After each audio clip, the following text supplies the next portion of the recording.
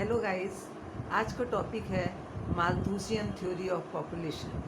जी हाँ, अर्थशास्त्र की आधारशिला रखने वाले प्रमुख अर्थशास्त्रियों में माल्थस का नाम उल्लेखनीय है। उन्हें इकोनॉमिक्स ऑफ डेमोग्राफी का जनक माना जाता है। 1798 में इनकी एक पुस्तक प्रकाशित हुई थी, उसका नाम है essay on the principles of the population and its effect the future improvement of society. लेकिन इस पुस्तक में इन्होंने अपना नाम नहीं दिया था। इन्होंने नाम ही दिया था, लेकिन पुस्तक इन्होंने ही लिखी थी। इस पुस्तक के प्रकाशित होने के बाद ऐसा हुआ कि पूरे उसमें आर पार आसपास हर जगह सनसनी सी बज गई कि इसका लेखक कौन है। बाद में पता लगा था कि इसके लेखक माल्थस हैं। प्रत्येक विचारक मतलब इनकी पुस्तक प्रकाशित होने के बाद से ही जनसंख्या की समस्या ने एक जनसंख्या के सिद्धांत का रूप धारण कर दिया। प्रत्येक विचारक अपने युग की आर्थिक, सामाजिक और राजनीतिक परिस्थितियों से प्रभावित होता है। जिस समय माल्थस ने जनसंख्या संबंधी सिद्धांत का प्रतिपादन किया, उस समय जनसंख्या बहुत तेज गति से बढ़ रही थी और खाद्यान्न की पूर्ति धीमी गति से बढ़ रही थी, जिससे कि खाद्यान्न की मांग में वृद्धि के कारण खाद्यान्न की कीमतें बढ़ती ही जा रही थी। समाज स्पष्ट रूप से दो भागों में विभाजित हो गया था, पूंजीपति वर्ग और श्रमिक वर्ग। पूंजीपति वर्ग श्रमिकों से अधिक काम लेता था और काम के बदले में उनको मजदूरी कम देता था। श्रमिकों की दशा बिगड़ती ही जा रही थी।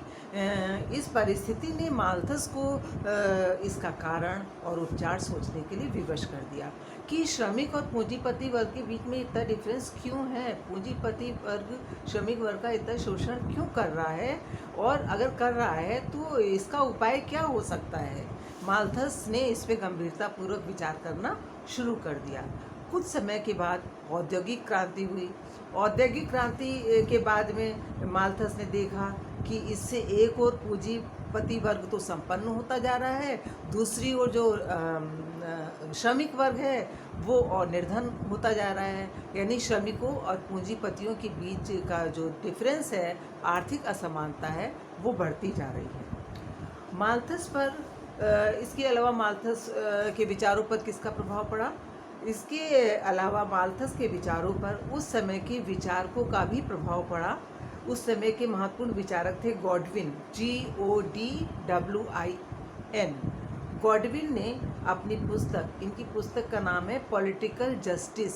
गॉडविन की पुस्तक का नाम है पॉलिटिकल जस्टिस। इन्होंने अपनी पुस्तक में जनसंख्या वृद्धि को लाभदायक बताया। इन्होंने बताया, गॉडविन ने बताया कि जनसंख्या जो है वो लाभदायक है, क्योंकि जनसंख्या उत्पत्ति का एक महत्वपूर्ण साधन है श्रम, जो कि उत्पादन के लिए अत्यंत महत्वपूर्ण होता है, जिसके सहयोग से उत्पादन होता है। इसलिए इन्होंने जनसंख्या वृद्धि को लाभदायक माना। इसके विपरीत कुछ विचारकों ने जनसंख्या वृद्धि को हानिकारक भी बताया, जैसे मॉन्टेस्क्यू,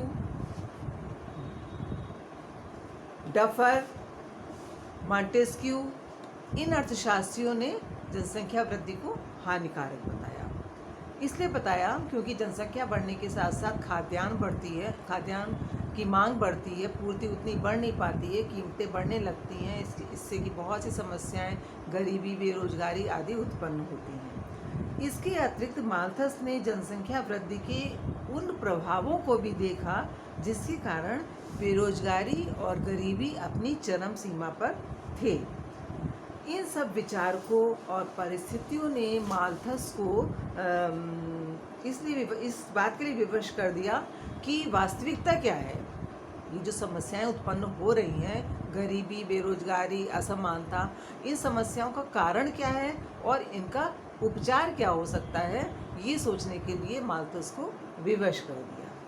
अच्छा, माल्थस की जनसंख्या सिद्धांत की कुछ मान्यताएं हैं, मतलब कुछ मान के चलते हैं कि ऐसा ऐसा है, तब माल्थस की थ्योरी लागू होगी।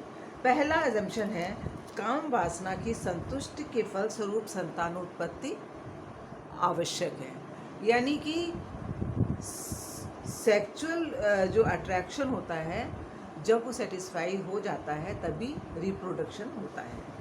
दूसरी मान्यता ये है कि आर्थिक स्थिति और संतानोत्पत्ति के मध्य सीधा संबंध होता है।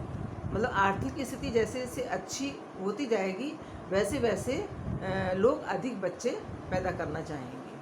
तीसरी मान्यता है मनुष्य के जीवित रहने के लिए भोजन आवश्यक है। खाद्यान्न के बिना व्यक्ति जीवित नहीं रह सकता है। चौथी मान्यता है कृषि में उत्पत्ति ह्रास नियम लागू होता है, जिसकी वजह से खाद्यान्न धीमी गति से बढ़ता है। अब आप लोग को हम जनसंख्या, माल्थस का जनसंख्या सिद्धांत क्या है वो हम विशेष रूप से बताने जा रहे हैं। ये जो हम बताएंगे ये पूरे माल्थस के व्यूज़ होंगे, माल्थस का कथन होगा, माल्थस का कहना होगा, माल्थस का मत होगा, माल्थस का आर्थिक विचार होगा। सबसे पहले उन्होंने जनसंख्या वृद्धि के संबंध में अपने विचार प्रस्तुत किए। माल्थस ने बताया कि यदि जनसंख्या वृद्धि दर पर कोई नियंत्रण न रखा जाए तो जनसंख्या बहुत तेज़ी से बढ़ती है। बहुत तेज़ी से बढ़ने का मतलब क्या है? बहुत तेज़ी से बढ़ने का मतलब ये है माल्थस का कि जनसंख्या ज्यामितीय गति से बढ़ती है, जियोमेट्रिकल प्रोग्रेशन से बढ़ती है। अब जियोमेट्रिकल प्रोग्रेशन क्या होता है? जैसे 2 से 4, 4 से 8, 8 से 16, 16 से 32, 32 से 64, 64 से 128, इस तरह से ज्यामितीय गति से जनसंख्या बढ़ती है, यानी कि जनसंख्या बहुत तेज़ गति से बढ़ती है। दूसरी ओर इन्होंने फूड सप्लाई के बारे में बताया, खाद्यान्न वृद्धि के बारे में बताया कि जनसंख्या किस पर निर्भर होती है? खाद्यान्न पर निर्भर करती है।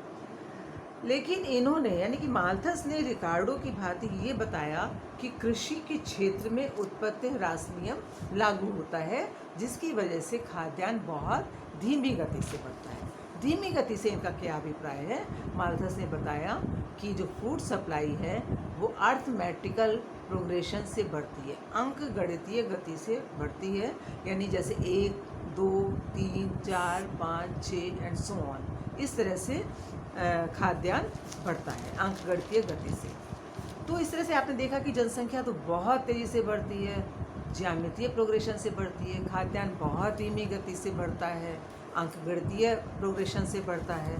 तो बहुत जल्दी ऐसा समय आता है जबकि दोनों में असंतुलन हो जाता है। अब आपको एक डायग्राम से हम बताने जा रहे हैं कि पॉपुलेशन ग्रोथ रेट और फूड सप्लाई ग्रोथ रेट कैसी होती है। ये डायग्राम जनसंख्या वृद्धि दर और खाद्य सामग्री की वृद्धि दर को बता रहा है। आप देख रही हैं कि फूड सप्लाई जब 1 है तो पॉपुलेशन कितनी है?